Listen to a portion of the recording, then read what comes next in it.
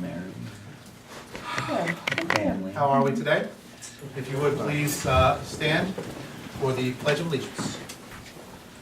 Pledge allegiance To the flag of the United States of America and to the republic for which it stands, one nation, under God, indivisible, with liberty and justice for all. If you would please remain standing for a few minutes as we remember those that have lost their lives overseas, as well as our friends and family here in the town. In particular, Vera Caparelli, Terrence Claiborne, and Sean Howe.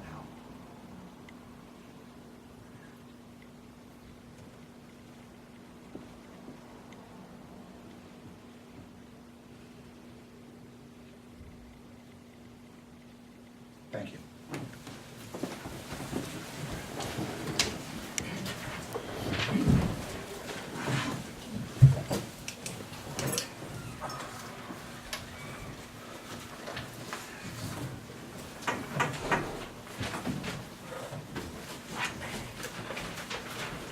I would like to welcome everyone once again.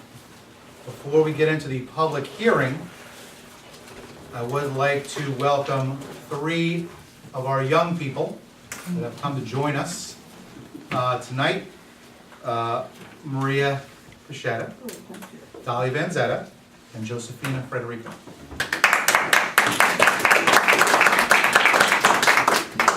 These 3 ladies were kind enough to join us this past week in raising the Italian flag to represent the Italian heritage for Columbus Day. And I just want to thank them for coming out and doing that. These 3 women were chosen because of the examples they have set for our community, for our families, for our children. And I just want, if you guys could just, don't hate me, if you could just get up, because Kevin wants a shot for the people at home, of the 3 women that represent us. What's that? Oh, they know who you are. How do we not want to see you on a day-to-day basis?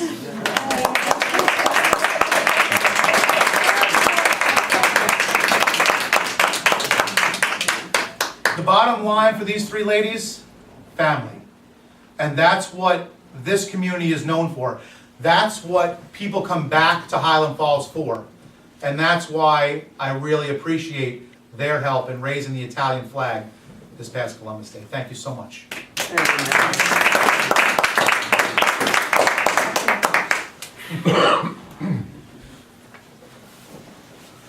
Okay, we are going into a public meeting. I need a motion to open the public hearing.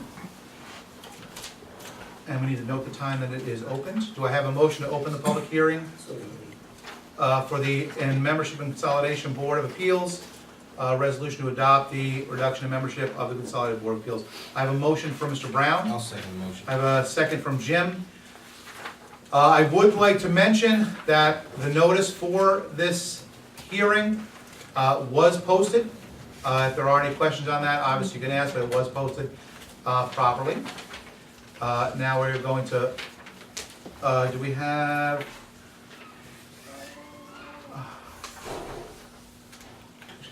any discussion on the for the reduction of membership of the Consolidated Board of Appeals resolution and the adoption of the local law for the reduction in the membership of the Consolidated Board of Appeals? As you see, the notice that went out so that everyone knows everybody was informed and informed properly.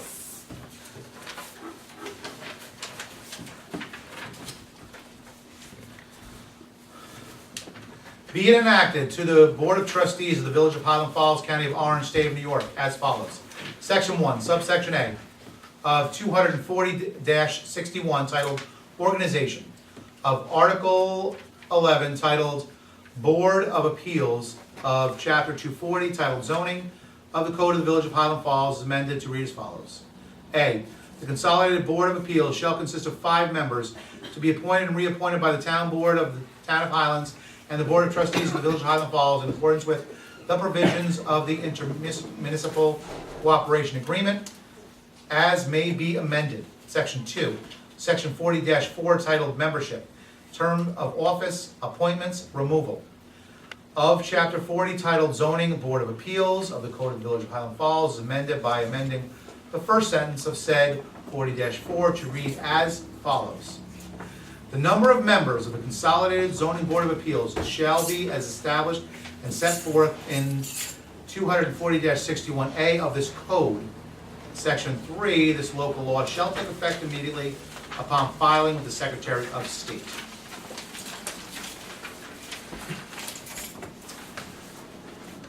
Whereas an introductory to the local law, Not yet. nope, not yet. Yeah, do we have any discussion on this motion? No? Just a point of interest, the town board will be voting on a similar change in their code a week from today. Excellent. No more questions? Whereas, I'm sorry? Oh, close and then move, okay, thank you.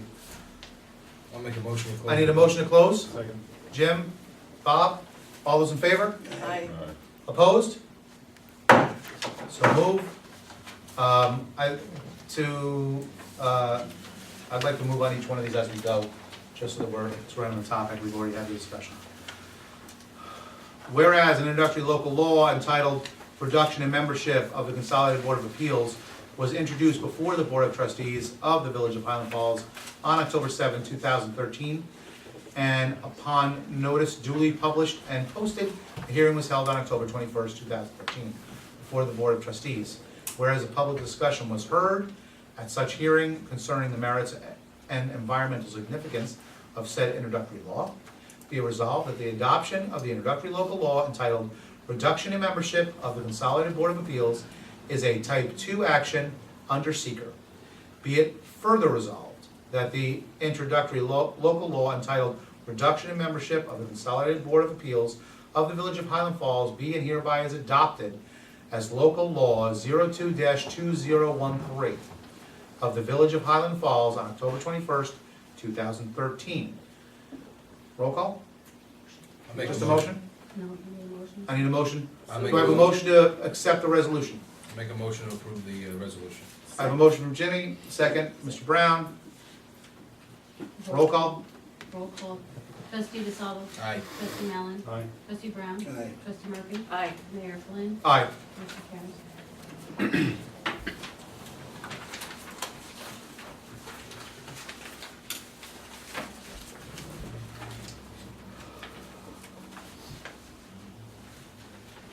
I need a motion to open the public hearing on the introductory local law for the amendment to the property maintenance law.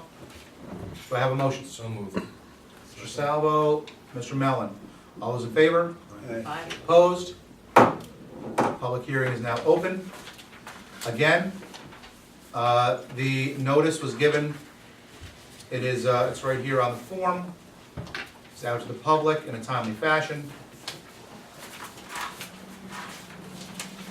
Be it enacted by the Board of Trustees of the Village of Highland Falls, County of Orange, State of New York as follows. Section 1, Section 170-7, titled Enforcement of Chapter 170, titled Property Maintenance of the Code of the Village of Highland Falls is amended as follows. Subsection B is amended to read as follows. Notice of the violation and order to remedy. Any enforcement official shall have the authority to issue a notice of violation and order to remedy directing an owner or occupant or other person having control, directly or indirectly, of any property to bring such property into compliance with the provisions of this chapter within a period of time deemed adequate by the enforcement official and set forth in the notice of violation and order to remedy. Such notice and order may be served personally or mailed to the owner's last known address as shown on the real property tax records of the village or other record and posted on the property. Subsection C is amended by amending the last sentence thereof to provide that the minimum time required for compliance, except in an emergency, is 5 days after the date of the issuance of the notice of violation and order to remedy. Subsection D is amended to read as follows. At the hearing held before the Board of Trustees, the property owner and any owner as defined herein, and or an attorney or other representative shall have the opportunity to contest the enforcement official's notice of violation and order to remedy. After the hearing is closed, the Board of Trustees shall adopt an order to affirm, modify, or rescind the enforcement official's order to remedy. Subsection F is repealed. Subsection G is redesigned as subsection F and is amended to read as follows. Compliance with this chapter is required in the interest of public safety, health, and welfare. If the owner served with a notice of violation and order to remedy fails to comply with the order to remedy as affirmed or modified by the Board of Trustees pursuant to 170-7D, the village, through its officers, employees, contractors, or agents, may enter upon the property and correct and remedy the violation.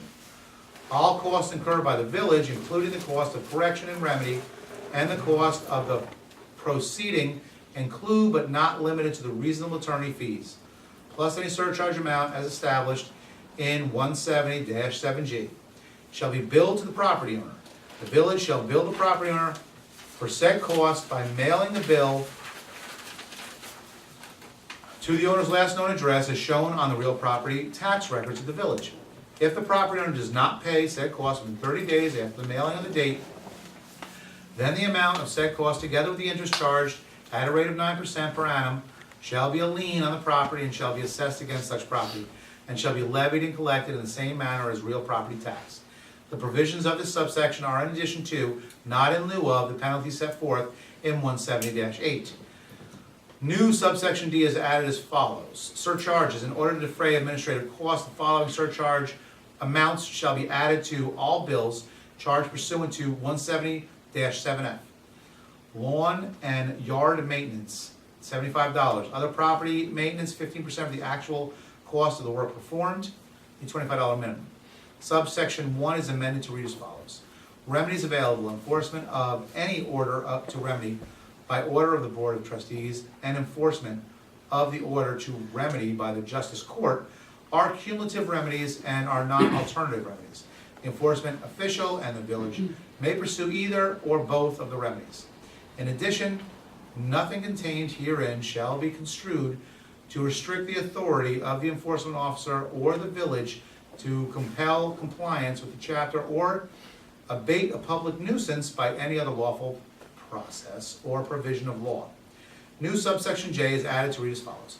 Emergency measures. If the enforcement official determines that a violation of this chapter causes or may cause imminent danger to the occupants of a building, neighboring persons or property or the public, then the village has the authority to and may immediately enter upon the property and take an emergency measure necessary to safeguard the occupants, persons or properties without providing prior notice to the owner. The village shall provide such written notice and an opportunity for hearing before the Board of Trustees as soon as practical. The owner shall be subject to the payment of all costs incurred by the village and to all other requirements and provisions of 170-7F. This local law shall take effect immediately upon filing with the Secretary of State. Now, breaking it down, basically this is something we've been going after for a little while.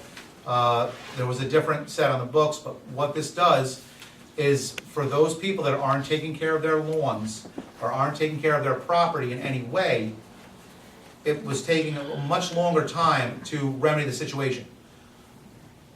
Notice after notice after notice, and it was months before anything was done. This will be immediate notice, 5 days, we can go on the property and fix the problem if the owner doesn't fix it or contact us. That's what this law is saying.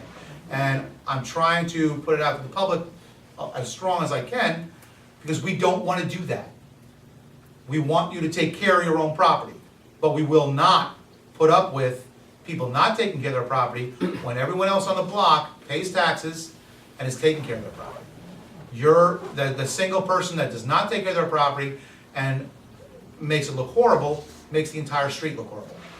So this is something we've had about 12 since I've been on the board, people that have come and asked, and it's just taken way too long. I would like to thank the building department as well as our lawyer putting this together.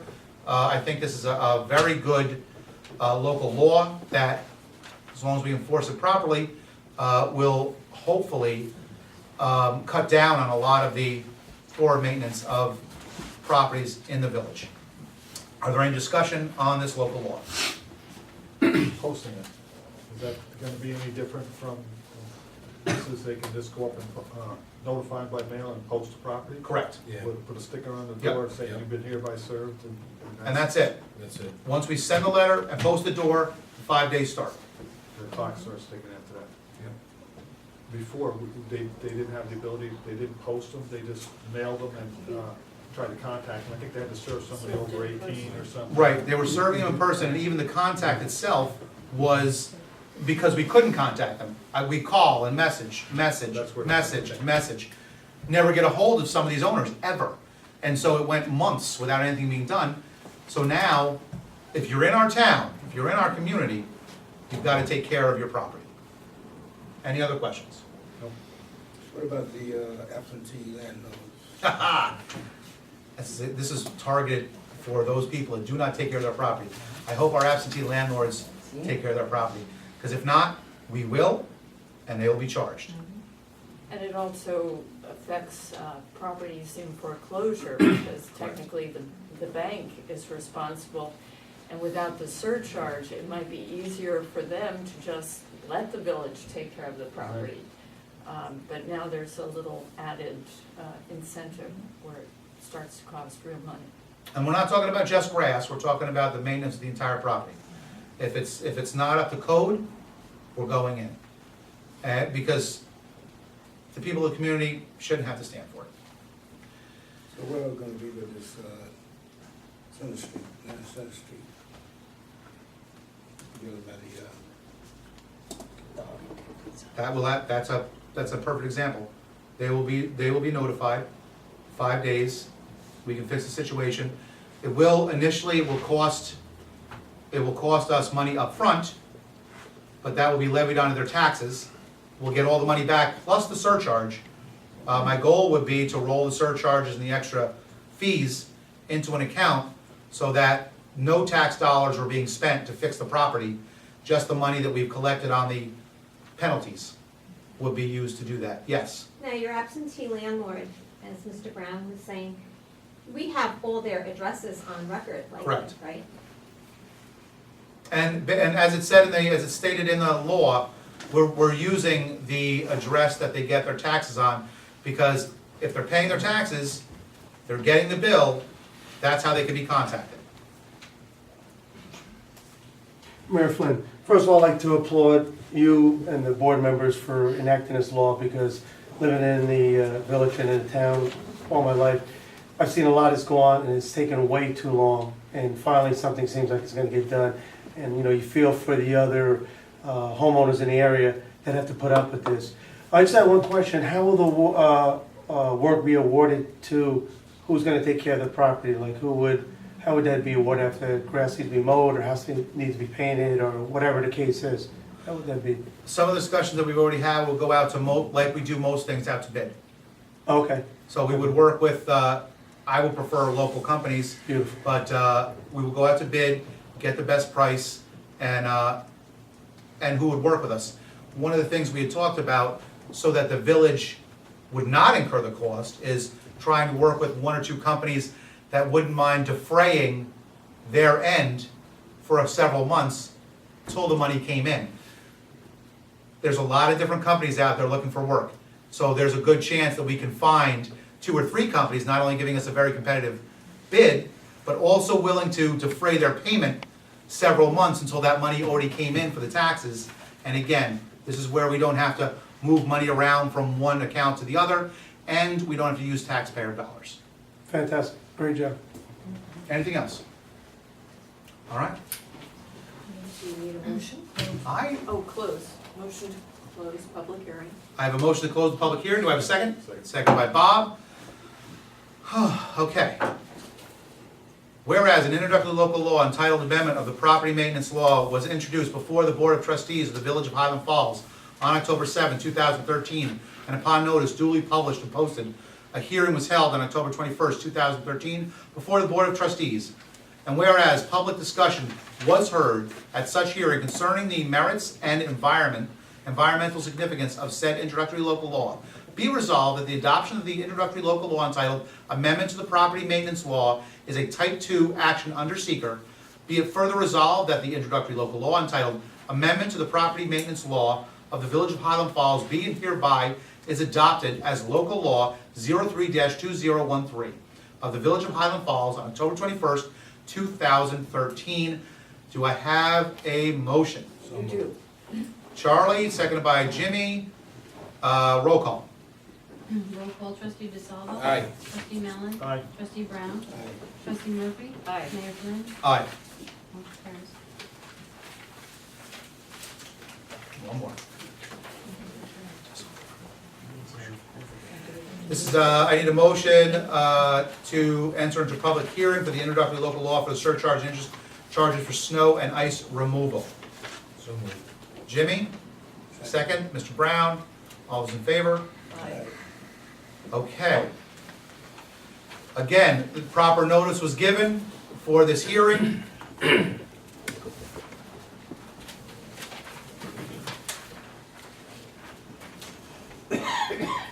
Being enacted by the Board of Trustees of the Village of Highland Falls, County of Orange, State of New York as follows, Section 1, Chapter 187, titled Snow and Ice Removal of the Code of the Village of Highland Falls is amended by adding a new section designated as 187-9.1, titled Surcharge and Interest Charge, to read as follows.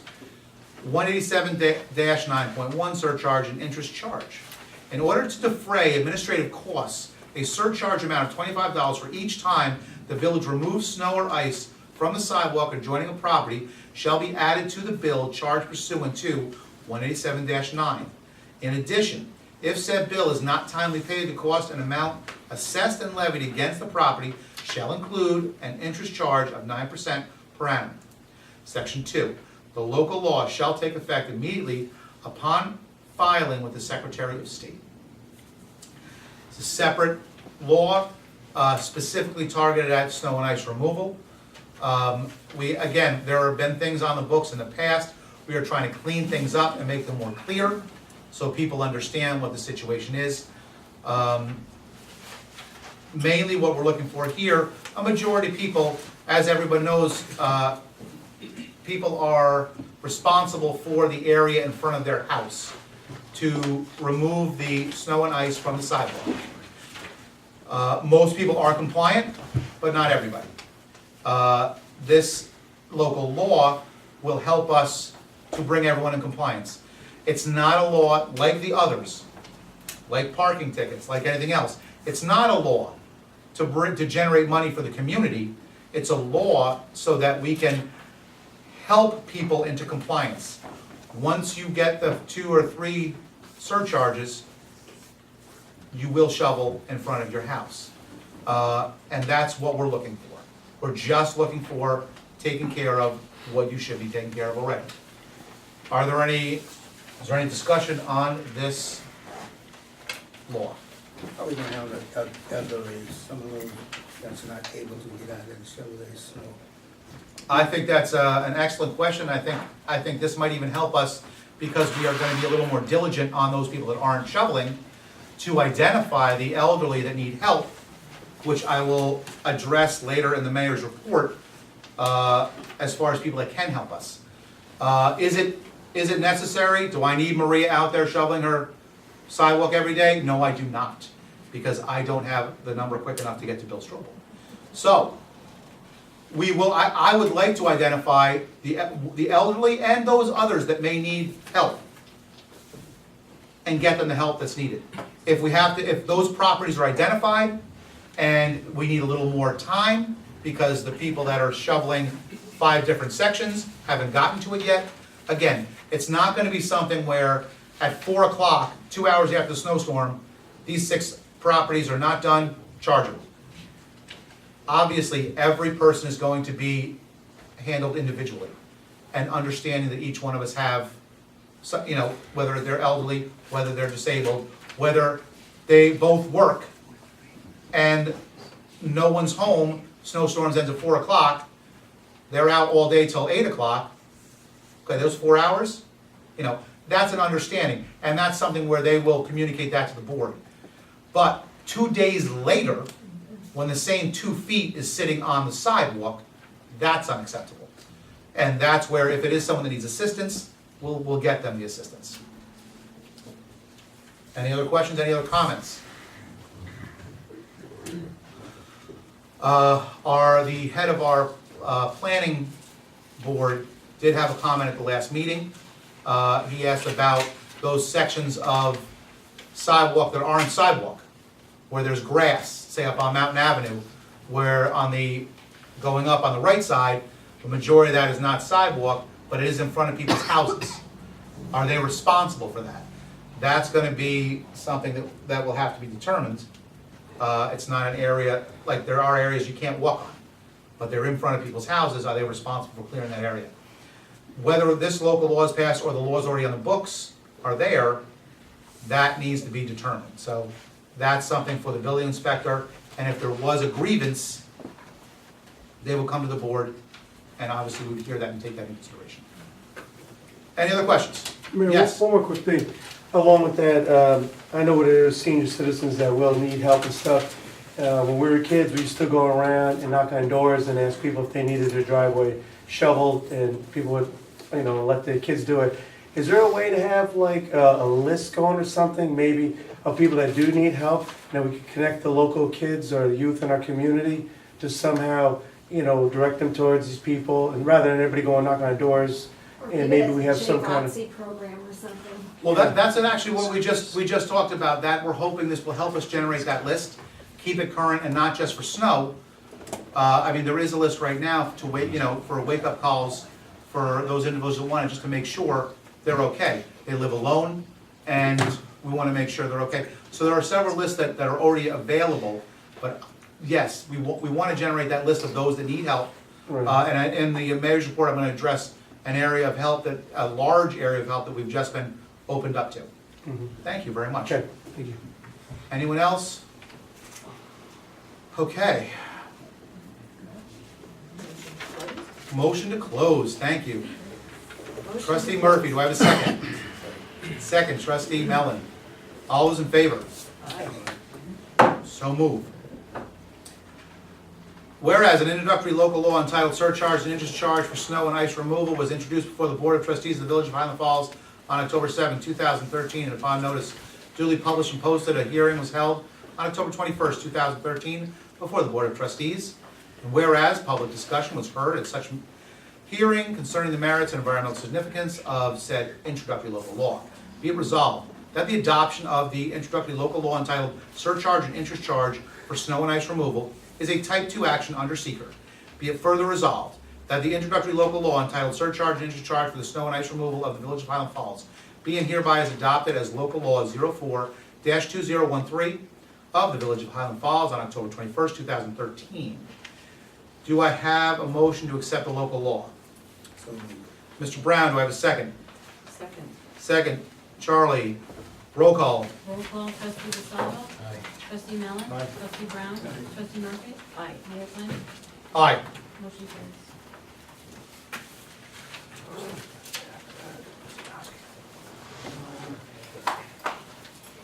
All right, that is the last local law for the evening. Now I would like to invite up Mr. Zambrowski, if I said that correctly, from the American Legion.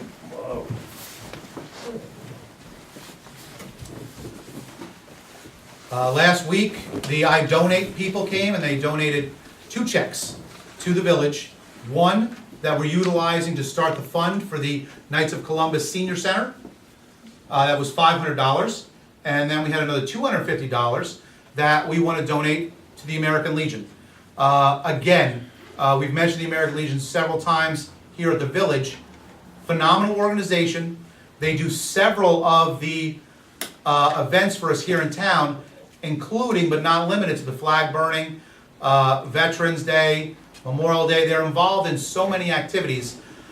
The reason why, instead of just mailing the check out, I asked the head of the American Legion to come here tonight, is because we have to continue to let people know about this organization. We have a lot of people that are eligible to be in the Legion in our community that are not getting involved. And I understand Everybody's busy, everyone has a lot of things to do.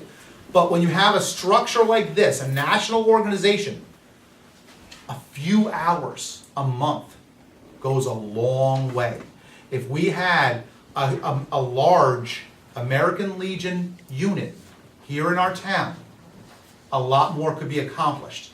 So that's why I want to push them whenever I can, and I want to thank you for what you guys do on not only our celebrations, but the flag burnings, and obviously for your service.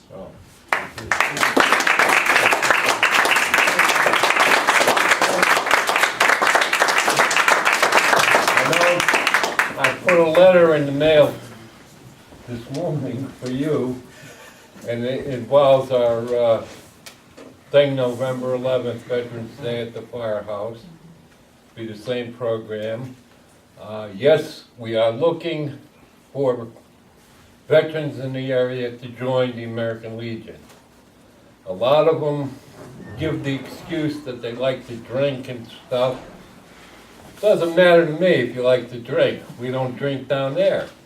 But with the Legion card from our post, you can go to any post in New York State and show your card and get in.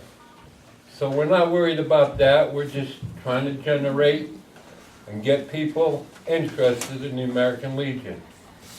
And ladies too. We have a wonderful auxiliary. Thank you again. Thanks, Bob.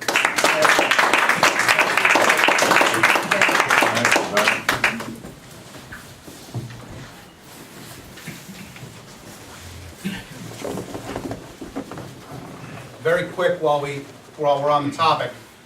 Our VFW, no longer here. Back in the day, back in the 70s, early 80s, this is again, we had a lot of organizations in this community. The Knights of Columbus, vibrant, very large. The Masons, the Lions Club, the VFW, the American Legion, a ton of organizations. They did a lot of things, and that's why people are wondering, well, how come the village doesn't do things anymore? It's not the village. It was these organizations that had these great events. And holding 1 or 2 events by an individual organization, when you have 10 of them, now you're talking 20 great events in a year. This is an organization that not only is holding events, but is one of the few organizations that is keeping up with representing and honoring those that have passed. And that is one of the keys. And that, if you go to Memorial Park, there's not enough of us honoring those from our community that have gone before us. And so I would ask, you don't have to be 72 to join the American Legion. You can be 20, as long as you are a veteran. Okay, please, consider that. Consider getting involved in any of the other, the Masons are still here, Vision, the Garden Club, Rotary. We have organizations that are national organizations that can accomplish so much more if we have more people involved. And getting involved only means that you become a stronger community member and you make more friends and you make Highland Falls what it is.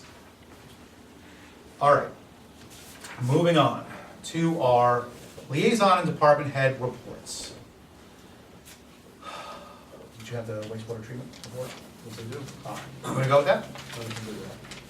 I guess it's down. Wastewater treatment this month is 654 million gallons, a little over 500,000 gallons a day. Facility met all speeds, permit limitations. Pellwood Lake Pump Stations, Havens Road and facility checked out regularly, operating properly. 10 tons of sludge digesters processed at the bell filters. 65 cubic foot of grit and screenings were removed and disposed by TAM. Village engineer Todd Atkinson gave the facility tour to representatives from Worcester. That was on the 6th of September. Facility employees met Village Hall with representatives from CD, PHP, Health Insurance, September 18th. Operator Hurst working on a water plant in street departments, repairing water leaks on Church Street one day. Annual New York State DEC compliance inspection performed by environmental engineer Adewale. Is that? Oh yeah, it's out of law. That's a beauty. engineer on the 25th. TAM Enterprises Incorporated on site working on a primary digester project. Tri-County Electric on site installing electrical components for a digester mixing project. Repair and maintenance, the normal repair and maintenance, belts, filters, painting, maintenance on lubrication of pumps, motors, and machinery as required, maintenance of buildings and grounds, 21 days. Man hours lost due to sick, vacation, personal leave, or compensatory leave, 9 days. Overtime work for the month, 46 hours scheduled, emergency 4 hours. Gas consumption for department, 61 gallons. Chief Operator John Jones met with Trustee Mellon to discuss operation of Town Highland Sewer Plant. Met with Street Superintendent Pat Patterson and Neighbors Landscape to discuss grass cutting at the facility. Met with JAT Construction and Earth Care to discuss secondary digester project. Met with Rapid Pump and Meter representative at Pellwood Pump Station to discuss pricing for work on the site. Met with village engineer Todd Atkinson to make a final inspection of the primary digester and began refilling. That was on the 12th. Met with JAT Construction to conduct walkthrough of the automatic grid removal system project on the 13th. Met with village engineer about digester mixer project with JAT, and Tony Drew about the grid removal system project. I think that was it. There's a lot. Lots going on down at the sewer plant. A large portion of it, due to the storm damage, has been replaced. The key now, and I want to thank Trustee Mellon in particular, the key now is upkeep.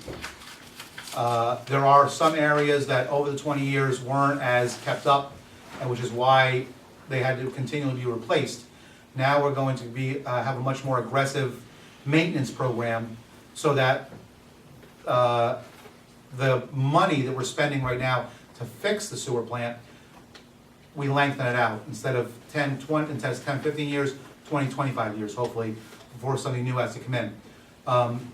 Just to give you an idea, one piece of the sewer plant, $400,000. Luckily, it was covered by insurance from the damage from the storms. So there we have 2 or 3 of those pieces. So it's very expensive, and Mr. Mellon has been very aggressive down at the wastewater treatment plant to make sure that things are being done on time, and the maintenance and the upkeep, because that's the key that the program is developing. And the plant is getting older now, and it's requiring more maintenance and more money to be spent, and I'm having issues with stuff just wearing out and needs to be replaced. So that's why we're spending the money on it. And it's just like everything else, I guess. It's like every one of my cars. Treasurer's report.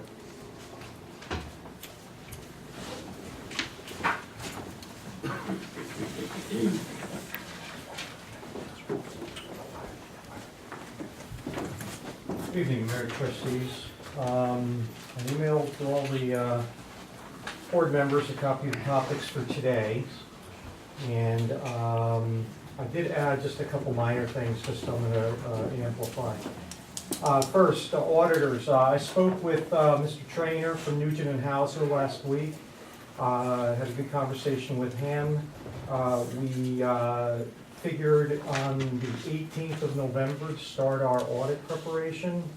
We'll begin gathering data. There's an engagement letter that I received today, and we'll be able to start compiling the information to provide to them for the audit. Next, AUD completion. The AUD was completed on September 30th. It was electronically sent in to New York State. Copies are available with the clerk if you choose to get any. I will caution you, it is a relative sleeping pill, so you might read page 1 and decide, okay, it's done, we're good. But it is available, and if there are any questions on it or any specifics about any of the line items, please don't hesitate to contact me. Monthly financial updates. I took a look at some other communities, villages and so on, when I was up in Saratoga, we had a little forum in the morning for all financial officers. And we had a discussion about deliverables for board to help them with their decision-making. And basically what came out of that is a preponderance of villages were either allowing board members to on-demand access what the financial status by month, by day, by quarter, however they wanted to manipulate the data, they would be able to do that on demand. Some villages provided a monthly update with the spend that has occurred over the period of time since the beginning of the fiscal year. What I did is I sent an email several months ago asking for inputs as to how the report would like to be structured. I kind of received very little information, so what I did is I took the generic report that I've used before, and I felt it was very informative, and that's the Revenue and Expense Control Report. I provided the mayor with a copy. I asked the mayor if it was sufficient for what he was looking for, and at this time he acknowledged that is correct. So that report's available. It's available on demand. It's available in any type of increment that a board member would like to see it. In line with the mayor's effort to cut down on paper, what I'll do is I'll provide the report physically to any board member that's looking for it, probably a week into the beginning of the next month. I'll start it on a monthly basis. And if anybody else would like to learn how to do a query in KVS to get a report based on whatever needs they have, if they just want to look at a specific fund, they can do that. I'll be glad to show them. It's a relatively easy function. The big issue is just understanding how it reads and following through on the way the numbers come out. But I'll be glad to review that with anybody who asks. Next, financial transactions. I was reviewing the board's bond issue, their approval of a bond issuance back in April. And this all originated from the village attorneys, Mr. Gubitz. When I was reviewing the document, I had some basic concerns, and I'm going to follow up with him. I just want to inform the board that very soon we're going to go out and bond for the approval that was made in April. The reason why we've actually waited is for any type of borrowing, the longer we can wait into the fiscal year, the less interest payments we're going to end up having to incur. Right now, because we're at the beginning of a fiscal year, we're very flush with revenue, from sales tax to property taxes to everything else. So the necessity to bond quickly isn't there. But we are starting to get toward the midpoint, and I want to get prepared to bond this. The problem I ran into is the actual resolution refers to serial bonds and not bond anticipation notes. Now, I don't know if this was just the intention of the attorneys, or if this was just an error because it was probably part of a canned form and maybe this part was missed. I'm going to speak with Mr. Gubitz. I'm going to get this resolved. I'll inform the board either via email or if it takes longer by next month as to where we're at. And then once we get that resolved, we'll go out with the financing. My instincts tell me that because this is the third borrowing for the same issue, we'll probably consolidate the bands that currently exist with this last $400,000 note and make it a serial bond because it's approaching $1 million. And the reasonability with bond anticipation notes is you want to pay them back in about 5 years. $1 million is going to be very difficult to pay back in such a short period of time, and I don't think the board would have an intention because you don't have the revenue to do it. So we'll investigate that, and I'll have more for the board on that. I just wanted to give you an update on the bond financing part. Next, on the agenda is some motions that are being requested by the board in relation to the Independence Day Committee Fund. Now, that fund has been established last week. Well, actually, it was established the week before, but we actually made a transaction last week, and that was a petty cash fund for the person in charge of the Independent State Committee so that they can start to do basic preliminary preparation for next year. That is going to be audited, it's going to be reviewed by me personally, and I think it's a very good way to allow the leadership of the Independent State Committee to be able to do their business. For purposes of transparency and so on, motions by the board approving the petty cash, approving the financial transactions, and acknowledging that the Independent State Committee is going to be audited and reviewed by the treasurer, I think would be probably a good way to let the public know that this is completely above board and everything can be reviewed at any time. I do have a question in relation, because this is still hanging out there, and I really would like to find out where the board is going, and that is the previous 4th of July committee and the issue related to their financial records. I just want to remind the board that the board and the village does have potential responsibility for that activity because the village's EIN number was being used. So I do know that there was an initial effort to reach out to the former treasurer. I just want to know if there's any further, and is there anything that the board wants me to do basically for compliance? I don't know what was, as far as the use of the old EIN, or you have bills and different things that came in where they use that number? Well, we as a village do not, because the village didn't have any direct oversight.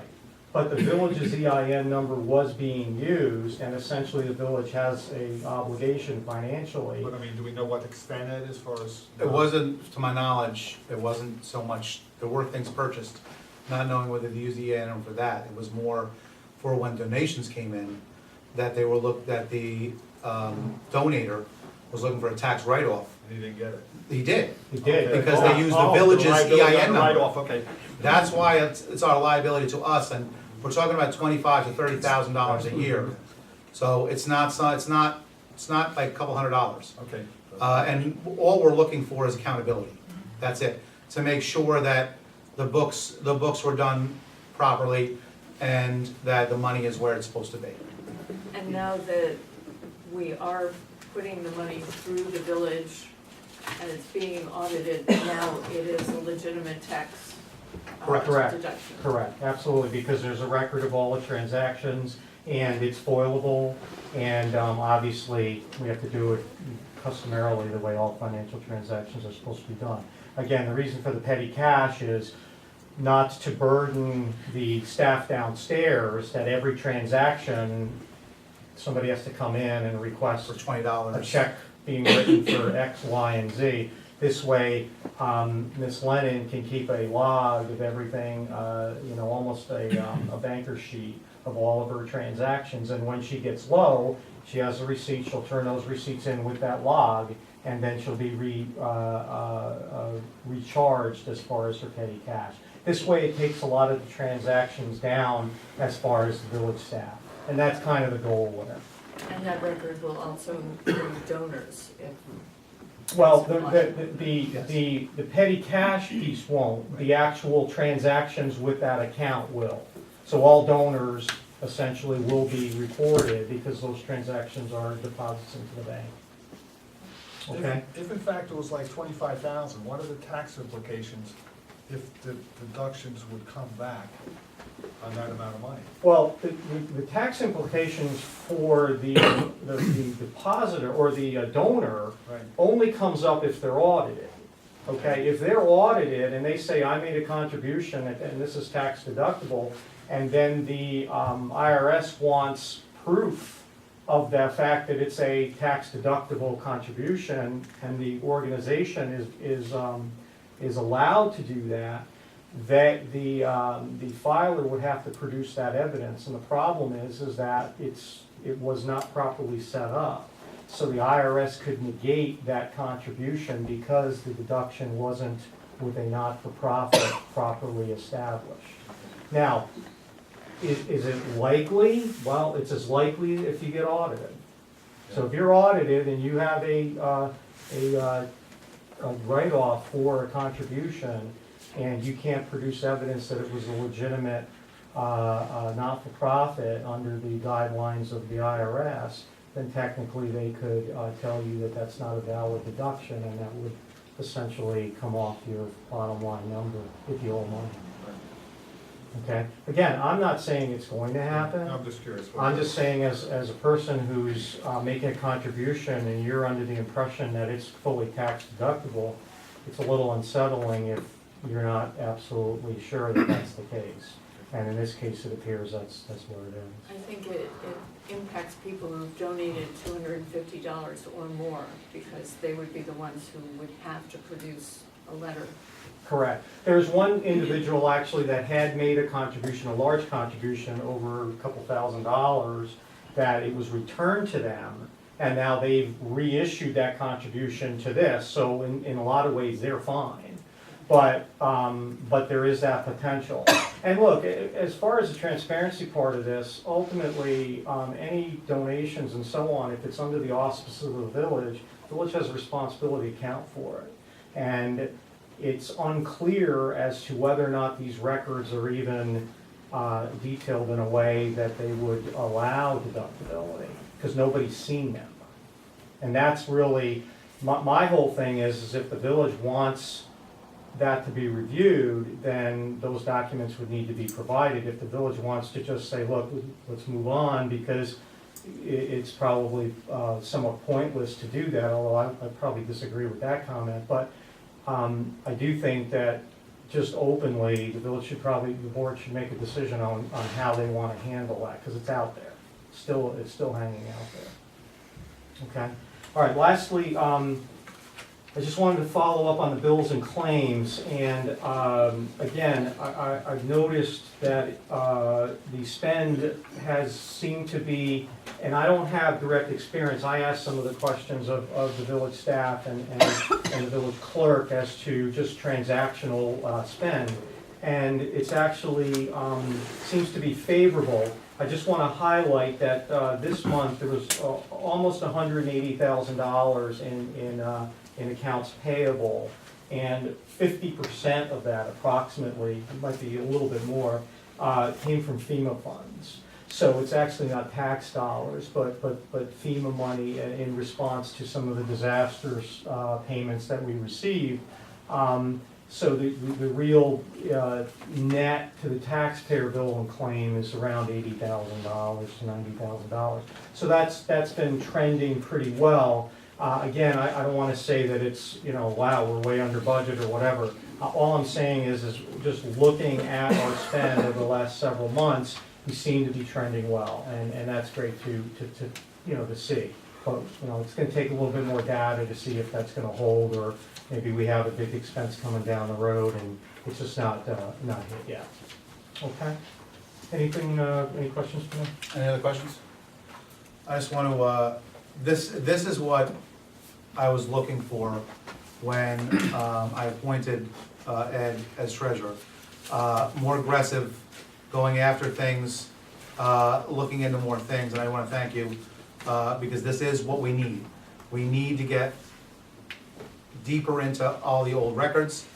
We need to make sure that we're doing more than we need to. And I think we're getting there, and I thank you. Thank you, Mr. Mayor. Thanks, Ed. Thank you. Building. Everything, Jim? No. Fire. Fire.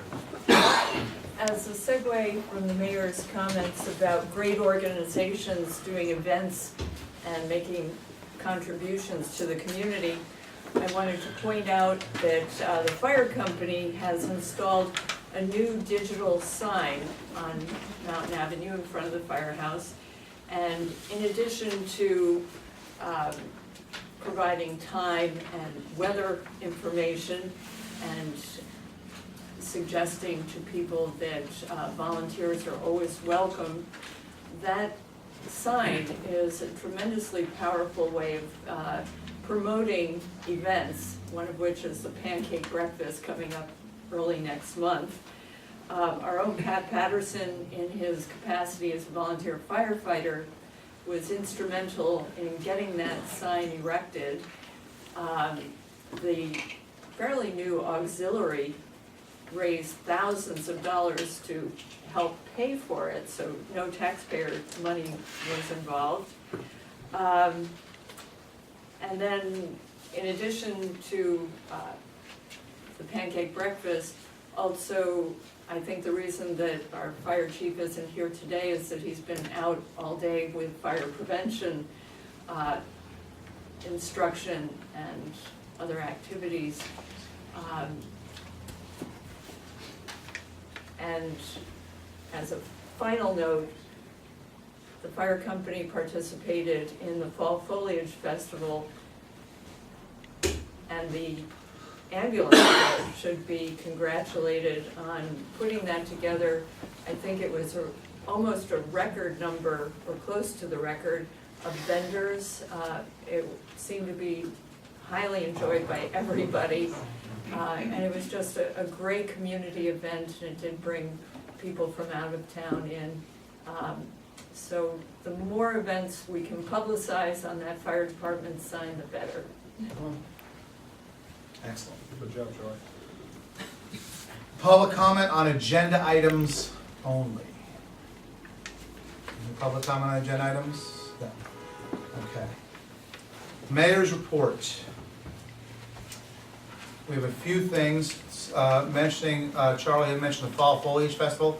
I want to thank Marty Burns and her staff for a fantastic job on several different levels. Not only was it a record in vendors, by over 40 this year. Marty took the initiative along with her crew to number the streets for any festivals coming up, to make it, number the streets is the day before an event, very tasking and not an easy job. They have put the markings down for all future events, which did take a lot of time, and I want to thank them for that. But as far as the fall foliage, I've already received a good 15, 16 comments just walking down the street. What a fantastic job it was, what a great day, participation-wise, on not just the vendors, but our community. This is an event. Why we do have things in this community? Well, there's nothing to do. There's nothing to do here, there's nothing here. These are the things you want to put on your calendar. Fall foliage, there was a little something for everybody. What's that? Food was so good. Yeah, and then at these festivals, you're not gonna get half of that food anywhere else. But these are the things that make us special. And Marty and her group, the ambulance corps, have taken it up another 3 notches this year, and they're already looking at making it that much better next year. So I just wanna thank them for all the hard work they did.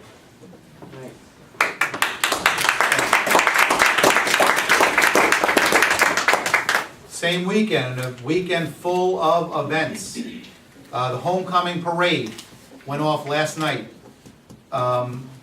Another great event. Again, I've had 4 or 5 people comment just today on how organized it was and how it went off without a hitch, and they did such a great job. This is something they started second year. And these, again, are the things that hallmark who we are. I want to thank Jen Wright. She was the coordinator for this. She's helping coordinate not just the parade, but many of the activities for homecoming. This is homecoming week. It's a very special week for the school, but Jen and several other committee members are trying to bring back real homecoming. And this is where we get involved. Homecoming is meant for the alumni. And that's something we haven't had any true alumni organization here at the school. They're trying to get more alumni involved and make homecoming really what it should be. And again, a great effort by their part. All the events for the school are this week. The homecoming game is on Friday. I hope everybody makes that. And then obviously they have their homecoming dance on Saturday. And we wish them all the best with that and good luck. Halloween is approaching. There are several events.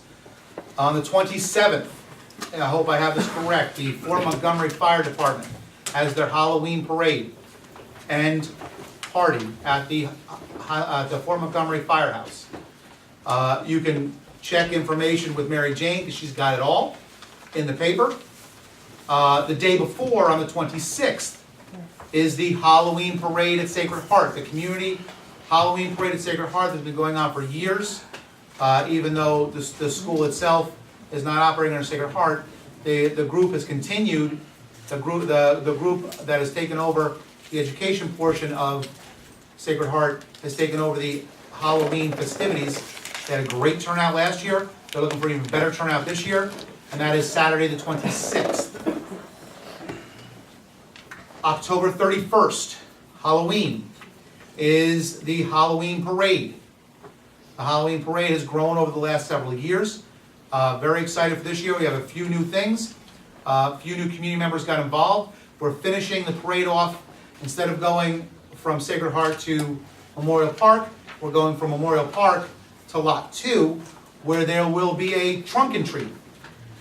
We are going to have, and we are asking for all community groups, as well as individuals, that want to set up on Main Street for the hour and a half of trick-or-treating for our little ones, where we keep a more controlled trick-or-treating aspect.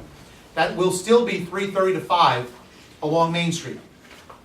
Then we will start the parade at Memorial Park, take it down to Lot 2, where there will be a trunk and treat. For those who don't know what a trunk and treat is, it is something I believe started out in the Midwest, or in the West, where the houses were very far apart.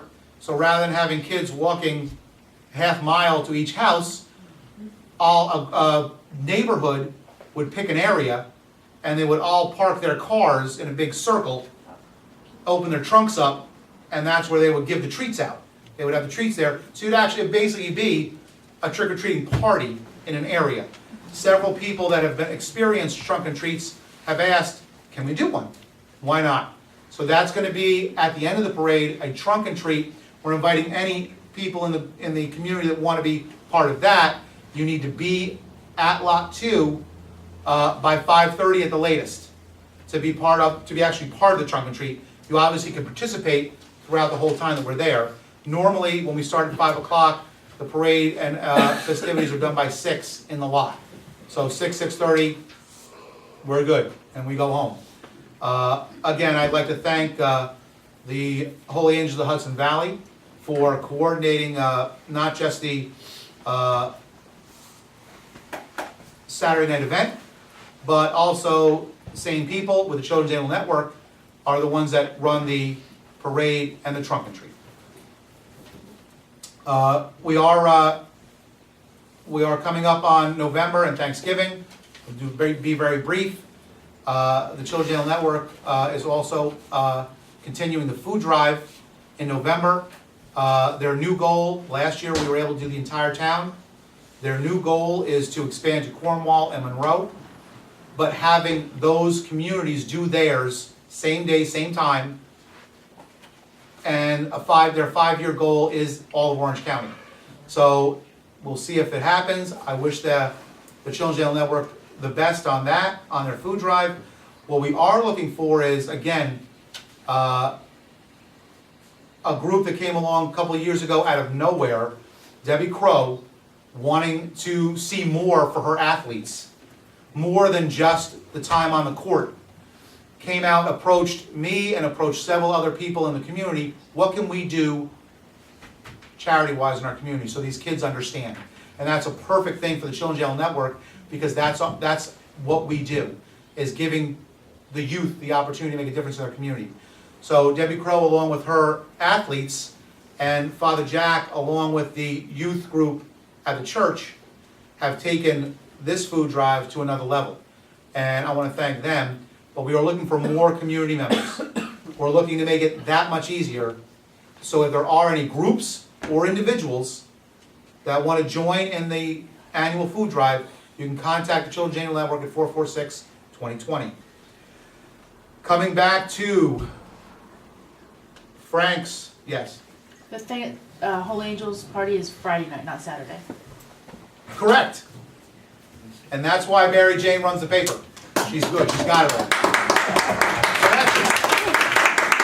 The Holy Angels Halloween community party is on Friday, the 25th, 6 to 8.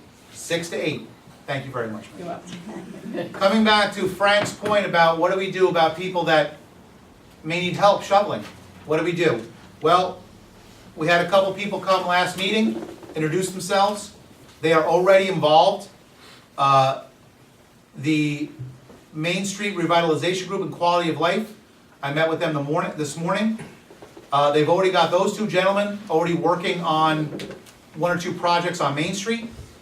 For those that didn't see it, the 2 storefronts located next to the Highland Falls Market, they've been decorated up beautifully, as well as the storefront next to the West Point Pizza. There have been some small improvements along some of the other ones that now they are going to move into. And I want to thank that committee, mainly of senior women, and Maureen is actually on that committee, and thank you. They've really taken an interest and been effective within the first weeks of coming together.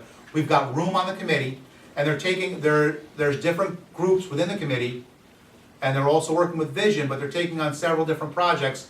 So it's not just about brightening up Main Street. They're taking on harder issues. They are taking on harder issues of drugs. They are taking on other issues. That's the Quality of Life group. And I want to applaud that group of people, because it's not easy taking up that mantle and saying, we're going to do something. But I believe that the community is starting to come together, and people want to make a difference. Yes? The tourism/marketing group subcommittee of that larger group is meeting on. Of Vision. No, not Vision, Oh. of the Main Street. Okay, great. Is meeting on Thursday, October 24th at 7 p.m. at my house. If you haven't already signed up, just give me a call, 446-7704, and you're welcome to come on down to 27 Webb Lane on Thursday. I know Merv plans to be there and a couple other people who had signed up earlier. But the more people we have coming up with ideas, the better. Excellent.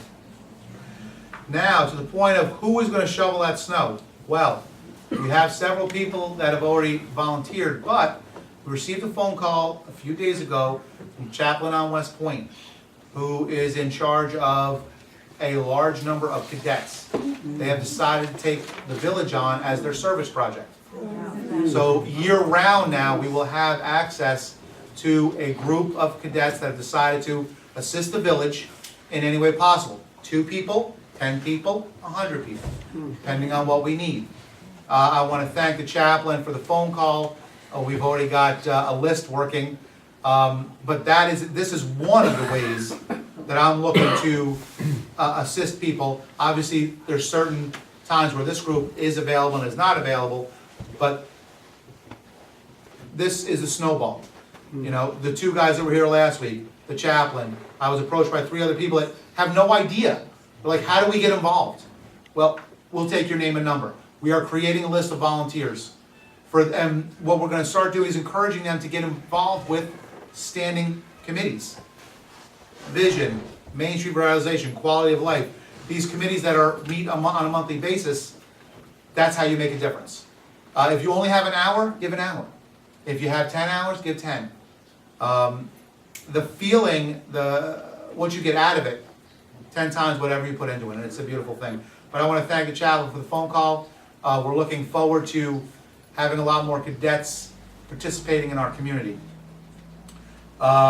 Speaking of West Point, this past week, I was thrilled to be invited to the Thayer Award ceremony where they honored Secretary Albright. I was able to meet her at the reception. Very, very nice woman, followed by the parade and whatnot. A great event. And we had several people from the community represent our village and town, and that was great to see, as well as the school. I did have one of our businesses contact us about our fee schedules. When we look at our recreation rules and regulations and our forms, A lot of the stuff hasn't been looked at since the 80s. Same thing with our fee schedules. Some have been updated recently, some haven't been touched for 20 years. They pointed that out, so we are going to look into all the fee schedules. Some may not be needed anymore because these things don't even exist. So we're cleaning that up, and that's something that I'm going to be working on over the next month. Gas. Gas to school.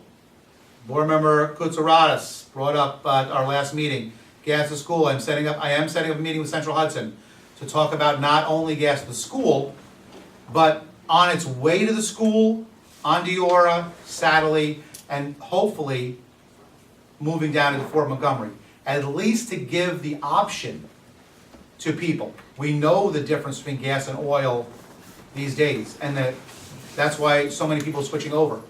I wouldn't have come to you if it wasn't for Ned Copal's suggestion at a couple of previous meetings. It was really Ned's idea. Excellent. So I just That's, wanted to well, credit where and credit's I give the credit to the entire board for you representing them as well. But thank you to Ned.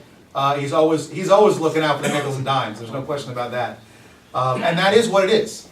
For those that had a hard time voting on this last budget, this switching from gas to from oil to gas is just another way the school board is going to help save money. And I appreciate them taking it to not only to me, but then we'll be including the school as well as the town in meetings that are productive meetings with Central Hudson.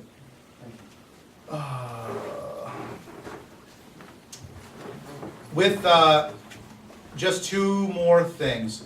I did meet with several investors that are looking to make considerable moves in our community. What I'm doing right now is putting together a group of local business people and community members at large. As I explained to several people this morning, we're looking for these investors to power the ship, but our local people need to be steering it, because it really is up to us what we want to see in our town. We've had several inquiries over the last month and a half from notable investors that want to bring business to the community. So we're working on that. I did talk to Ben Gailey today, our lawyer, about the 250 acres out on 9W, as well as some other land that we are looking at. So that's a project we're moving forward on as well, just to keep the people informed. And lastly, our treasurer brought up the 4th of July committee.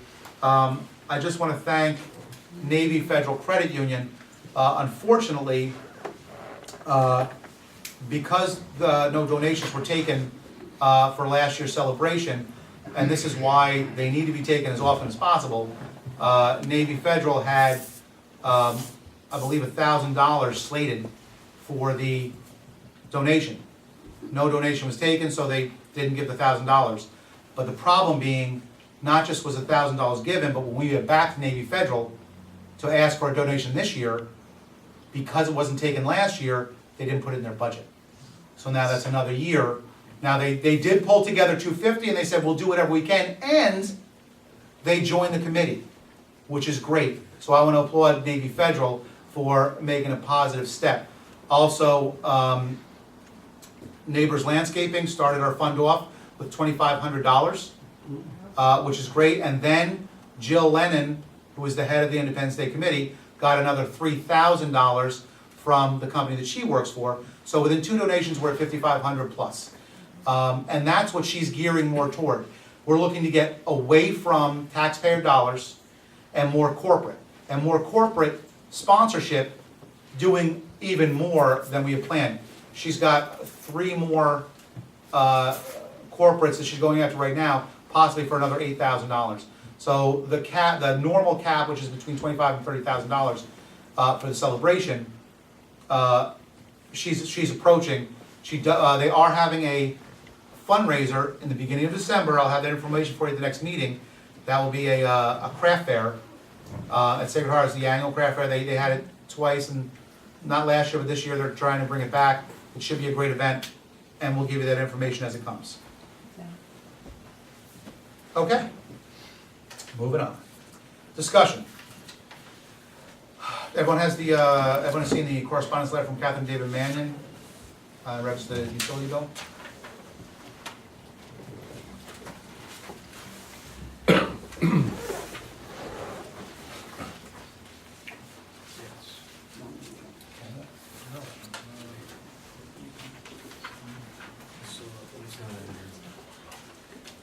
Because you all had it, so don't. Oh, it was in your box before, so you have read it.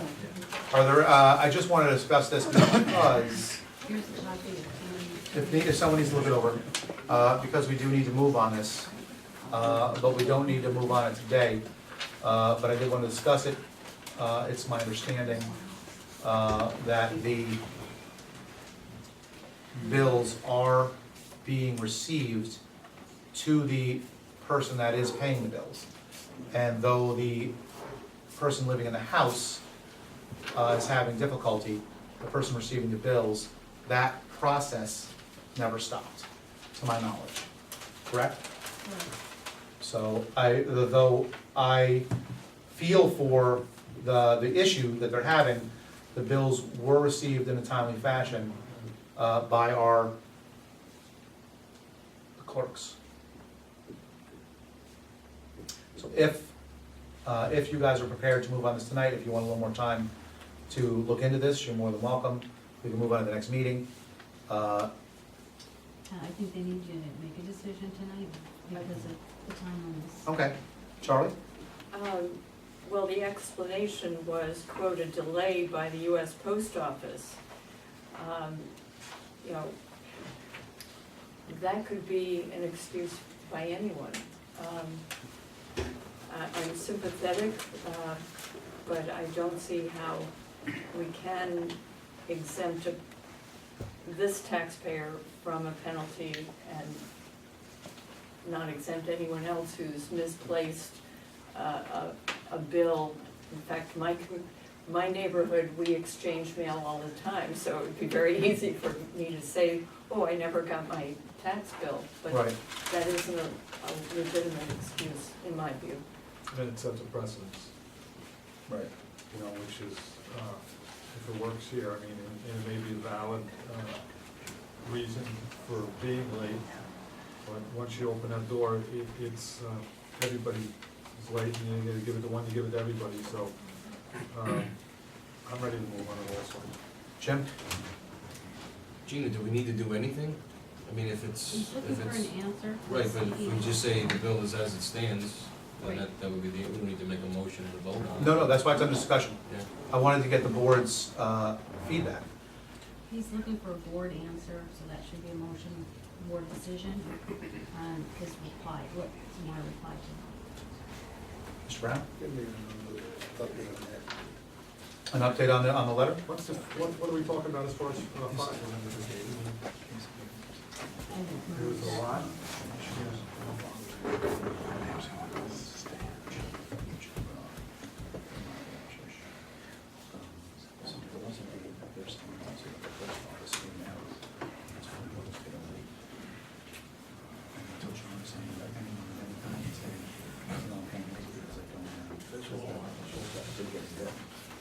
We don't want to set it up, we don't want to set it up, and it's unfortunately, we can't set that precedent.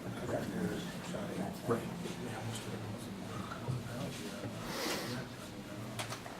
Okay, we'll take care of that in new business. On the other piece of discussion is 21 Hillside Avenue. Paper Road, does anyone have any more discussion on that? I just took a drive up there and looked at it, and for me personally, it's a hard sell for the village to take it over. But, you know, having discussions with Mr. Patterson, the street superintendent, you know, you're going back almost 80 years. Nothing's ever been done with that section. So I'm not saying that that excuses it, but it seems more of like a neutral driveway than anything. Again, that's my first look at it. What was his recommendation? Did he have a, just? I think he, you know, Did he plow it? No, I do not think they plowed. Never been up. Mhm. I do not think they plowed, so. We have a problem with that over there. You know, it comes into a situation where if you take this section of the road over, you know, we turned away a fella probably a month ago with a similar situation. You know, we did say that there were budget constraints at the time, which are valid and it wasn't budgeted for. But, you know, it's a unique situation, so I think it would probably behoove us to have a sit-down with Mr. Patterson and, you know, go from there. I mean, I even spoke to the previous street superintendent, Mr. Boyce, and, you know, he was there for a while in the job too, and nothing had been done with the road. Now, when I say nothing had been done with the road, it was just past practice that it wasn't paved, it wasn't plowed, it wasn't, you know, pretty much anything. But, I'm not saying that that's what we have to do, I'm just saying, you know, it would be worth a sit down with Mr. Patterson, and he's got a good case. But again, would be a board decision. Charlie? Well, in going up there and physically looking at it, I came away with more questions than answers. And our highway superintendent is at a training conference, and I guess won't be back until Wednesday.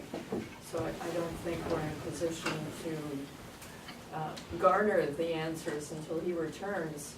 And again, it does look like a private driveway. It has unlicensed vehicles on it, and there are some major issues up there. It is, there are several areas that have not been dealt with in many years. This is one area I think we can deal with. That's one of the problems, it's constantly put off and put off and put off and put off.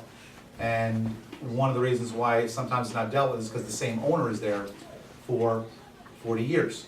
And the same owner is there, 3 neighbors, so no one really, didn't matter. And we took care of it and they took care of it. But we have new people coming in, new people buying the property, and they want it, this is mine, that's yours, I'll take care of mine, you take care of yours. Not, you know, before there were 2 people that were friends, they lived together, I'll give you a hand, I'll give you a hand. Not that these 2 can't be friends, but the problem is that we have 3 or 4 different pieces of property we are gonna need to deal with, and I believe can be fixed. And I think this is one of them. I talked to Ben Gailey about it, and that's where we're at. It's not so much a highway issue as much as a legal issue. Because we have to know that the property in question borders 2 separate properties, not just the single property as a driveway. So my solution to majority of these issues, sell the property. Sell it back to the people who live there and let them take care of it. The easement going into, what's the road? Not Hillside, but Locust? Easement going to Locust, to my knowledge, and I'm having that checked on, is gone. Because the owner there repaved, that was an easement between 2, not with the village, it was between the 2 neighbors. And it was an access to Locust. That no longer is there. The lot sitting in the middle is owned by the house in question. So the small paper road going up to it is their driveway. Just like every house on that street, you can't get to Locust from Edward Street. So this will become basically a straight road like the rest of every the other roads. That will be their driveway, but the house next door has the right to the area butting up against their property. To me, that's the best solution to at least approach these people with, to start. Because 1, it takes the responsibility of upkeep, which we have not had for many years, away from the village, gives it back to the people that are utilizing it, and gives them, as Charlie said, there are some unlicensed vehicles on the area that is illegal. That's now their private property, as long as it's properly covered and taken care of, they can have them there, because it's their property. Right now, it's not. So that's the other reason why I had that on discussion, is I want to get some input on that.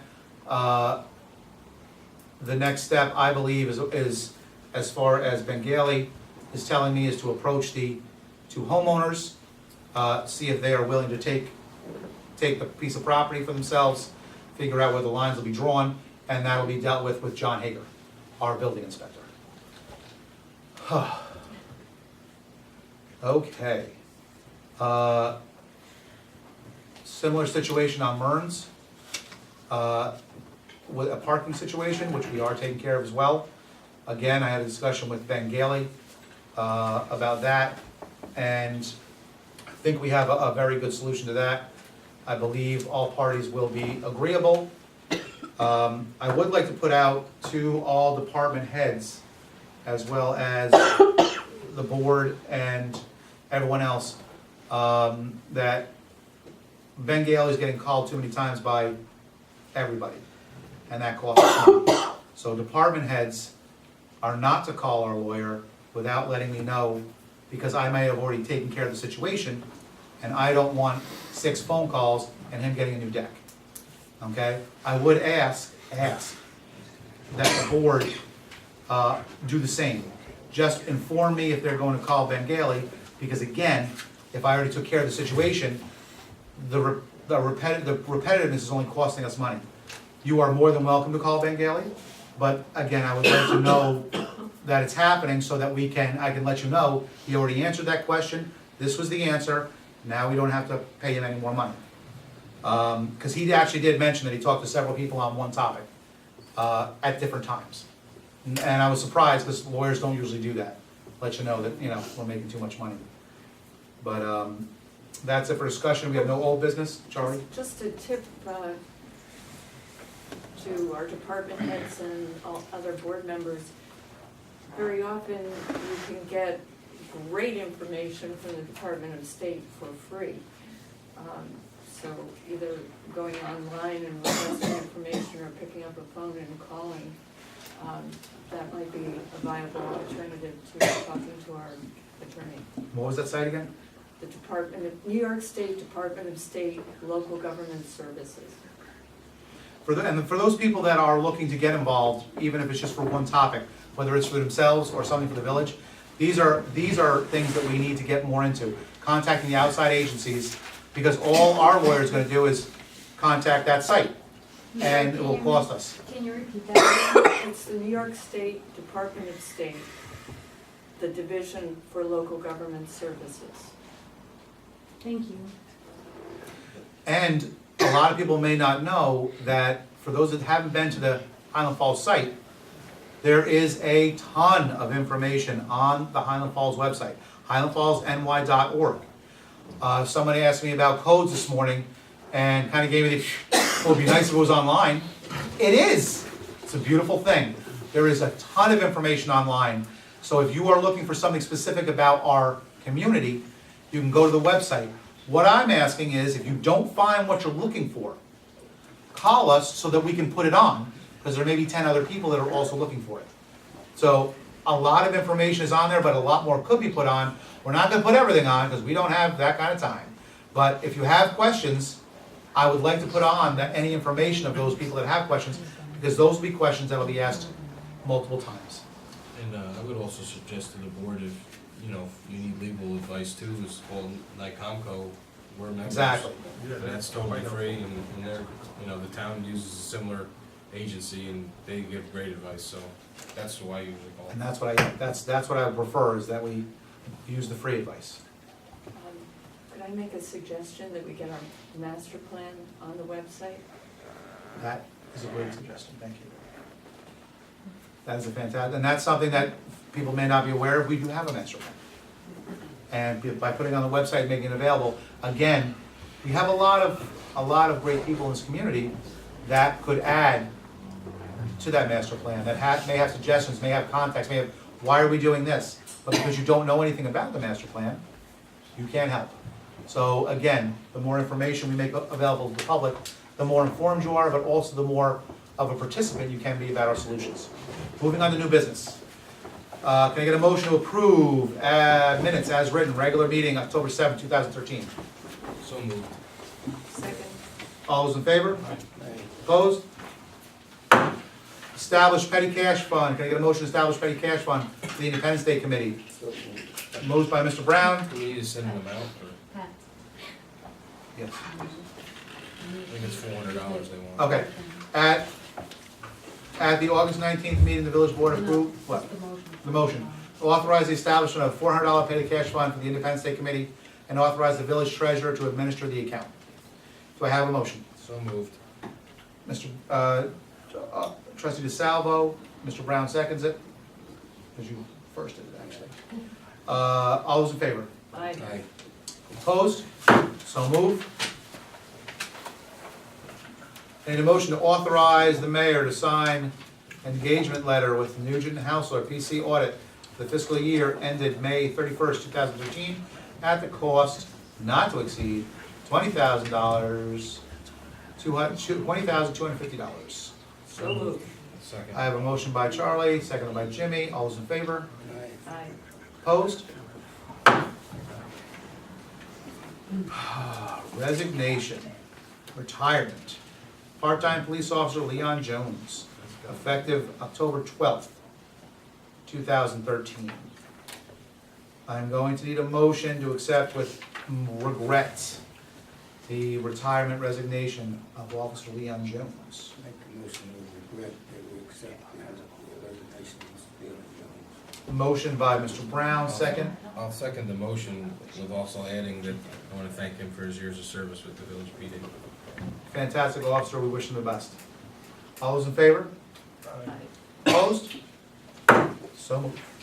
Ken, just remind me to see it real quick before we take off about that. We have an event.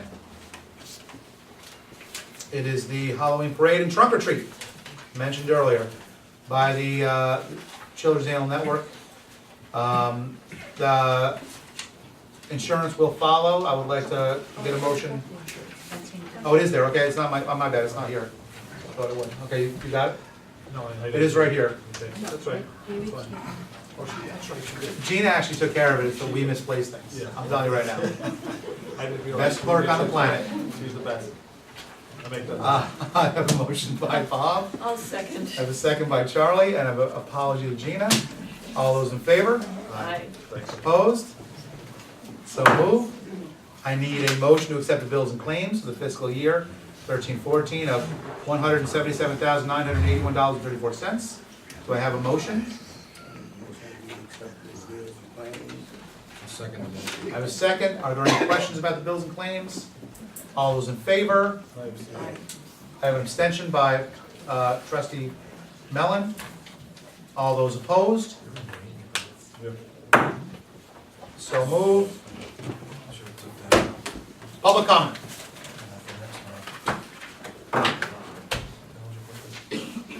If there is none other, I Well, would. just let me know that you're ready and I'll make sure you're in. They should.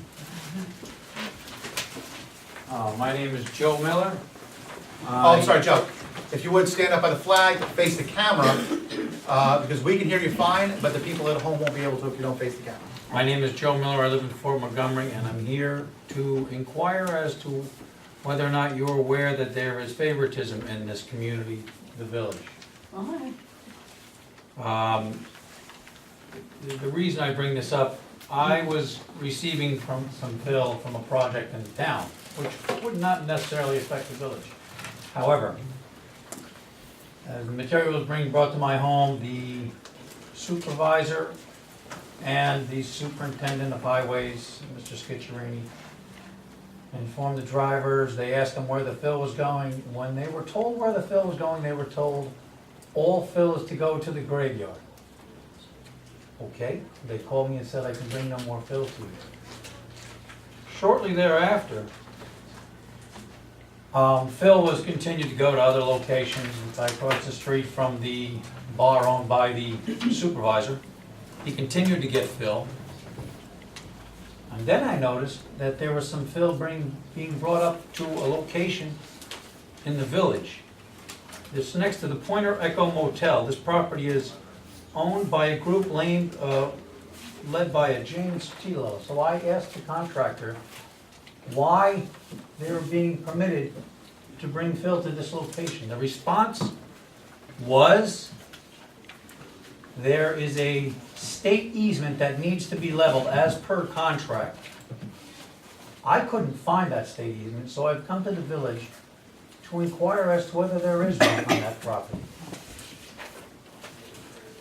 Would anybody help me with that? I don't know, we would have to check with John Hager at the building department, I would imagine. I did check, and Okay. there isn't one. Okay. And there was a lot of fill brought up there after I was shut down. Then, because of this, I started looking around town, around different areas. Different people did get fill, but then I noticed one specific location that was getting fill. Now, I know there's favoritism. I have blatantly in the past had laws broken trying to shut me down from stopping things that certain people wanted to do. I had the State Department, I had the Health Department, and numerous other agencies involved. And I almost put the building inspector in jail. I should have, but I backed down because I didn't want to ruin someone's life. But apparently that doesn't go two ways. So I took this picture. I didn't know whose house this was at the time. There's a load of stone and dirt in that driveway. So I thought maybe I should take a picture of that and bring it to this meeting. Because these people are destined to destroy my life, and they're not going to do it. And they're trying really hard. In fact, I was just threatened once more, just before this meeting started, with something that happened to me some years ago with the planning board, where I had to bring the State Department, the head counsel for the state of New York, and numerous other agencies in to shut this down. I should have put people in jail, and I didn't. But I'm not going to tolerate it again. Therefore, I can't bring all the issues to light here. But the people involved in this are the same individuals, the same group of people that did this to me 8 years ago. And now they're threatening me once again. They have told me they're going to get me before the planning board again, some of the same individuals that ripped me apart the first time, that I should have thrown some of them in jail. And somebody here right now told me before this meeting, we're putting you right before the planning board again, just the place you don't want to be. Well, am I surprised? No, I'm not surprised. And I've also been told that they're going to come by with some make-up lies that I've been getting filled for the last few years. And I haven't been able to get filled because they made sure that I can't. They made dead certain of it. I've been getting wood chips. I paid for 5 loads of fill. I paid for it. When I did get one load of fill from somebody in the community, Greg Marr ripped that guy's head off and said, all the fill goes to my house. I had to pay him $50 to bring me a load of fill. And this is what I'm being subjected to. And now, I'm going to be subjected to it again because they don't like what I'm saying. You know what? I can't tell you the rest of what I know about what's going on in town, but I think I'm going to go to the district attorney with it. But I can tell you this. I am fed up and sick and tired of being abused. The current supervisor has abused me right to my face. Told me, no, I didn't do that, and he did do it. The drivers told me that him and the superintendent of highway stopped the trucks. I was not allowed to get any more fill. When I was allowed to get more fill, I was told the fill is mixed with dirt. I needed rock. I couldn't take the rock because I can't take more than 100 yards. I needed rock. I guess that's it, but this certainly isn't over. And anyone in this community who has been wronged by anyone in this community, please notify me, because I have a list of 12 pages front and back that's documented. Anyone who's going to make up lies better be really, really certain that they can back them up, because I can back up what I say, and I will. Thank you. I'll get the next public comment. You'll do when you're recognized, but that's fine, because no one else asked. Okay. My name is Mervyn Lipsey, 107 Mountain Avenue. I believe that's a picture of my home right there. Is that correct? Yes. Okay. Everybody, if you remember my home, I guess I can see the picture, actually, that's my property. Which we will take action towards this. This is my home, 107 Mountain Avenue. During Hurricane Irene, if everybody remembers, I lost half of my property due to Hurricane Irene. The brook overfilled. I got wiped out. I had probably over $90,000 worth of damage. That comes from professional estimates that estimated my property. You guys can hang on to this if you want. Oh, let me go through one more thing, I'm sorry. However, on my property throughout the time, I could not afford $90,000 out of my pocket to take care of the property through contractors. So what I did after that was, I decided, hey, you know what? I roll up my sleeves, I'm gonna do it. The church, when they were demolishing the steps at the church, that stone went to Fufu-Galoo. I paid for that stone to go to my home. Every rock that you see on my wall, and you could all go up there and take a look at my property, I wheelbarrowed on a wheelbarrow from Home Depot. Every rock and stone there, I picked up and placed one by one. I mixed over 244 80-pound bags of cement out of a wheelbarrow. No exaggeration, I did. No mixer, nothing, okay? If you come up to my home right now, it's pretty much almost done. I'm feeling pretty comfortable up there. However, where the garage is, there's one more empty spot that's right there. Greg Moore, which is doing work at his home, had stone. I said to Greg, I could really use some stone. Actually, I contacted Fufu first. Can you get me some stone? This was probably about a month and a half ago. Greg mentioned to me that he's doing stone and he's just dumping it over the bank. I said, Greg, that's a great thing, okay? I could use some of that stone if you don't mind. And through the building department of John Hager, I also, through FEMA, was told, just get it done, okay? You got hit bad here, probably one of the 10 most destructed houses in Orange County was my home, 107 Mountain Avenue. That pile of stone, which you say was illegal stone. I'm asking, I didn't No, tell you no, anything. actually- I asked where that came from. Easy. Okay, I'm speaking right now. This is my home, that is stone there, and you know what? Thank you, Lord in heaven, this was given to me by what I would consider a very good man, because I'll be very honest with you. I'm not the most wealthiest person, and for a truckload of stone like this, I was paying $350 to $500 for a truckload. Greg Moore, I commend very highly because he gave me the stone. I couldn't even give him gas money for this. He gave it to me. This will probably just about complete my project up at my house. And I also thought I heard you say something about my folks' place got soiled. No, I didn't. Okay, good. It's not a discussion. Okay, it's not a discussion, but I want to clarify one thing, okay? And as a former town councilman too, and this is not a discussion, as a former town councilman, going back to Dominic DeLeo days, okay, with your property up on Canterbury, there's always been an issue with the fill up there. What are you talking about? From residents and everything, let me finish because I'm speaking, thank you. And as a town councilman, Merv, if you don't, no. I have No, not, excuse me. If you don't want to be interrupted, please don't actually refer to anybody. okay, Just make your statement okay, I will. and move on. Thank you. And as a former town councilman, I have been up to that area up on top of Canterbury, and it just seems to be to me, okay? Every time the word permit is mentioned, somebody goes through the roof, okay? They go through the roof. Not only this one person, there's many people, when they hear the word permit, oh boy, watch out, everybody's after me, okay? But that's just the thing you have to do. As you were saying, Mr. Mayor, you need to have a permit and a proper permit. So anyway, I just want to detail this very clearly, that this is my lovely home, built in 1873, up on top of Mountain Avenue, with free stone given to me by Greg Moore from his property in Fort Montgomery. And if you all don't mind, I would like to keep this photograph. No, you No, can't. you- Oh, I that's can't mine. keep this? It's his I property. was gonna actually hang it on my wall, but here you go. There you go, I'm gonna keep it, because you There know you what? Can I speak one more time, sir? Oh, Wait. please. I don't think this is a debate. Excuse me, thank you. Is there anyone else? Is there anyone else that has any public comment? I'm not looking for a back and forth. No, Please, I'm not. short statement. As for that, just to defend on my own behalf, for me to go before the planning board is nearly suicide, and it's gonna bankrupt me. It has probably cost me $500,000.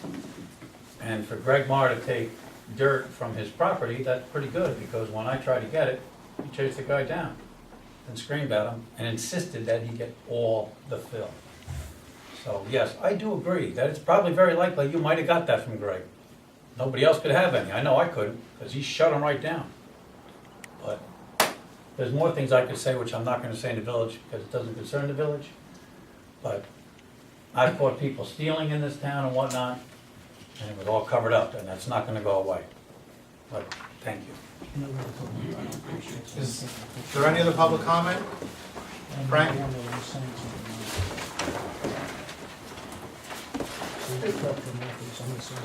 Just a quick note on the retirement of our brother officer, Leon Jones. I had an opportunity to work with him for many, many years, and he was an outstanding officer, and he's sadly missed in our community. The guy's a great guy, and I just wanted to wish him publicly congratulations to him, and we're going to miss him there. On one other note, I'd like to just thank everyone what you said about Mr. Guida as our treasurer now. It's great to see what he's doing. He's a very intelligent man, doing an outstanding job, and it's good to see all the things that are, you know, in the public, and that everything's being done properly now, and that it's just going smoothly. I know we're still in our financial problems that we have, and there's only so much we can do with that, but I'd like to just say thank you to Mr. Magrita and all the work he's doing, and also to you guys on the work you're doing. Things seem like they're working pretty well now. Thank you very much. There's no more public comment. I would ask for a motion to close. Oh, board comment. Okay, I'm sorry, you're right. Before we close, we need to move on the letter from the Manions on the tax penalty. We are going to ask for a motion. So basically, their request is that their penalties be, thank you so much, ladies. Thanks for coming. So I'm going to make the motion as of the request. The motion is that they do not have to pay the penalties due to the fact that they did not receive the letter through the post office. That will be the motion, and then we turn it down. Right. Motion to deny the request for the circumstance. The motion to deny the request not based on. Do I have a motion? Mr. Brown. Second, Mr. Mellon. All those in favor? Opposed? Motion carries. We're good, yeah, I got it. Any other business, board comments? Charlie? Yeah, I did get a comment that previously, I'm glad Chief Scott's still here. In the past, we've had a police officer assist in the morning, like for 45 minutes to an hour, at the intersection of Main Street and Mountain Avenue, when it's sort of a free-for-all. And I'm told that we no longer have someone helping to direct traffic down there. Is it possible for that high point in the morning to get someone back? The reason why there's not an officer on that intersection anymore is because we have an officer in the school zone, sometimes two, and also an officer following the buses and going to bus stops. Very high volume of young children around, so they're concentrating on those areas.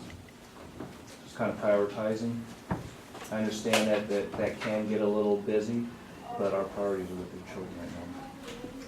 Following the buses, is that a standard procedure?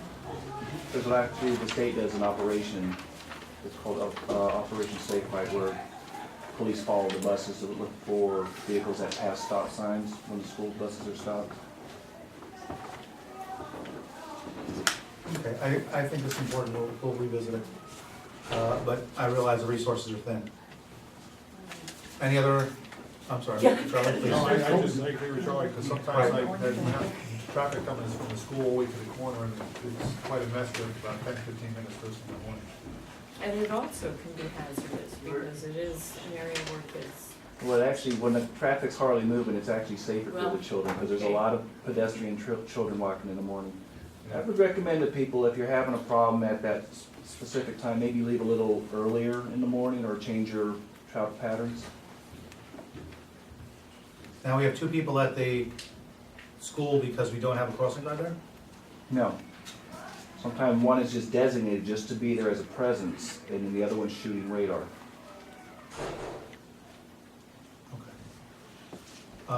Any other comments from?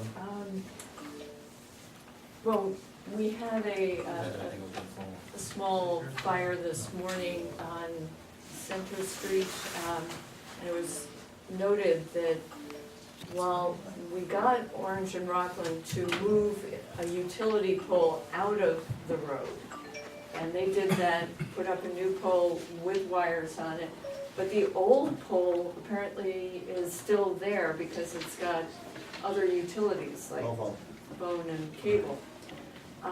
And it's still in the middle of the, well, not the middle of the road, but in the road.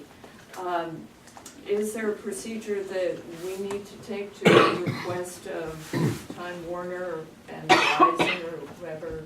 I don't believe that there is. I think they share the poles, and I think that once they move to utilities, Orange or Rockland, they notify the phone company, then they move their stuff over.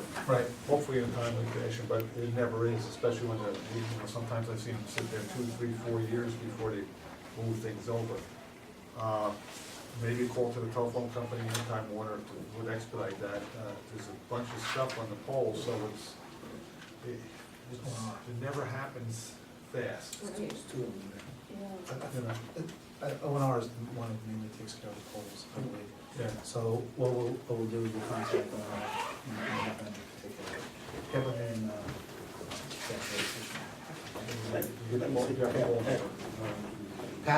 Patterson, and I've done actually several calls to them, but if, check with Pat, he's got the number as well, so either or. Okay? Thank you. Jim? Nothing at this time. Bob? No. Mr. Brown? All right, with that, I would ask for a move to close. Do I have a motion? Second? Second. Motion by Mr. Brown, second by Mr. Mellon. All those in favor? Aye. Closed. Thank you very much, everybody. Appreciate it, Ken. 2 seconds.